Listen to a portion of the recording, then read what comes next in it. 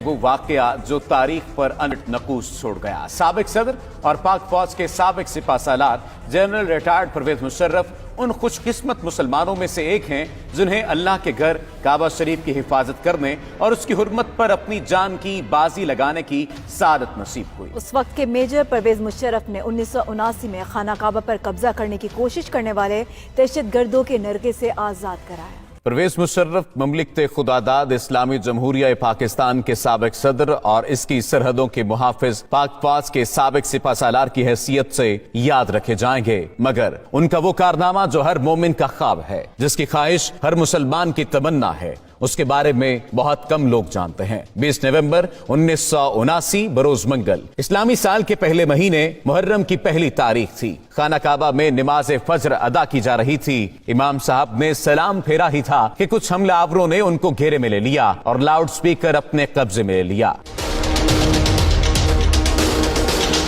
اس وقت حرم شریف میں ہزاروں نمازی موجود تھے۔ حرم شریف کے ان حملہ آوروں کا سرغنہ 27 سالہ محمد بن عبداللہ القحطانی تھا، جس نے 4 سال تک مکہ یونیورسٹی میں اسلامی قانون کی تعلیم حاصل کر رکھی تھی۔ اس نے لاؤڈ سپیکر پر اعلان کیا کہ وہ اس صدی کا امام مہدی ہے، میرے ہاتھ پر سب لوگ بیعت کریں۔ He told a certain person to stand up and called him to the microphone and he said, "O Muslims, this is your Mahdi.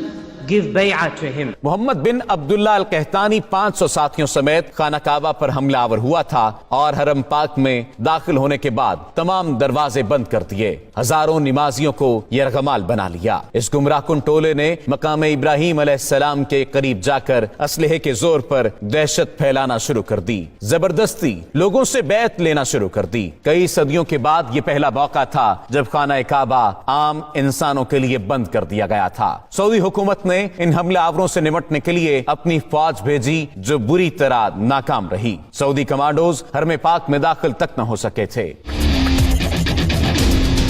یہ خبر جنگل میں آگ کی طرح پوری دنیا میں پھیل گئی کہ خانہ کعبہ پر دہشت گردوں نے قبضہ کر لیا ہے۔ یہ سن کر مسلم امہ میں غم و غصے کی لہر دوڑ گئی۔ اس وقت خانہ کعبہ کو نقصان پہنچائے بغیر دہشت گردوں کا خاتمہ ممکن نہیں تھا، کیونکہ سعودی فوج ایسی مہارت نہیں رکھتی تھی۔ اس وقت سعودی حکومت کا فرانسیسی حکومت کے ساتھ دفاعی معاہدہ بھی تھا، لیکن فرانسیسی کمانڈوز غیر مسلم ہونے کی وجہ سے خانہ کعبہ میں داخل نہیں ہو سکتے تھے۔ تب سعودی فرمانروا شاہ خالد نے خانہ کعبہ کے دفاع کے لیے پاکستانی حکومت سے رابطہ کیا اور کہا کہ پاک فوج بیت اللہ کا دفاع کرے۔ اس وقت جنرل ضیاء کی حکومت تھی اور پاک فوج تو پہلے ہی بیت اللہ کے تحفظ کے لیے تیار بیٹھی تھی۔ SSG کے کمانڈوز پر مشتمل ایک خصوصی دستہ ترتیب دیا گیا اور اسے حرم پاک کی پاسبانی کے لیے سعودی عرب روانہ کیا گیا۔ SSG کے ان کمانڈوز کی قیادت ایک میجر کو سونپی گئی، اس کا نام میجر پرویز مشرف تھا۔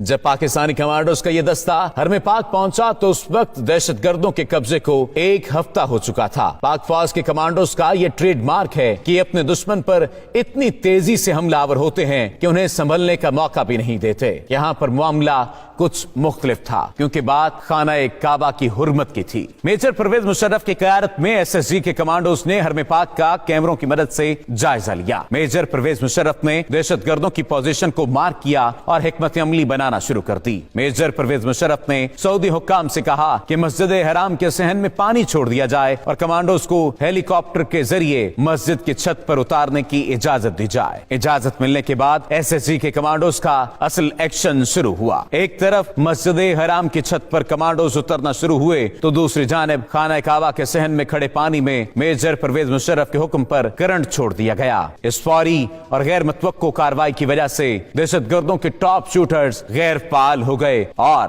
SSG کے کمانڈوز کے سنائپرز نے فضا سے ہی دہشت گردوں کو نشانہ بنانا شروع کر دیا۔ جو ہی SSG کمانڈوز کی پوزیشن مضبوط ہوئی، صحن میں چھوڑی گئی بجلی بند کر دی گئی اور کمانڈوز بجلی کی تیزی کی طرح دہشت گردوں پر جھپٹے، انہیں قابو کر لیا۔ زندہ بچ جانے والے حملہ آوروں کو گرفتار کر لیا گیا۔ دہشت گردوں کا سرغنہ محمد بن عبداللہ القحطانی اسی آپریشن کے دوران پاک فوج کے کمانڈوز کی گولیوں کا نشانہ بن گیا تھا۔ میجر پرویز مشرف کی ذہانت اور SSG کمانڈوز کی دلیری کی وجہ سے से कम नुकसान हुआ और दहशतगर्दों के मजमूम अजाइम को खाक में मिला दिया गया। ये वही मेजर परवेज मुशर्रफ था जो बाद में पाक फौज का सिपा सालार बना और पाकिस्तान के सदर का हुदा भी संभाला। इसी वजह से आज तक सऊदी हुकूमत परवेज मुशर्रफ की इज्जत व तौकीर करती है और उनके लिए खाना काबा का दरवाजा खोला जाता है। सऊदी हुकूमत समेत पूरी मुस्लिम उम्मा परवेज मुशर्रफ की शुजाअत और बहादुरी की गर्वेदा है।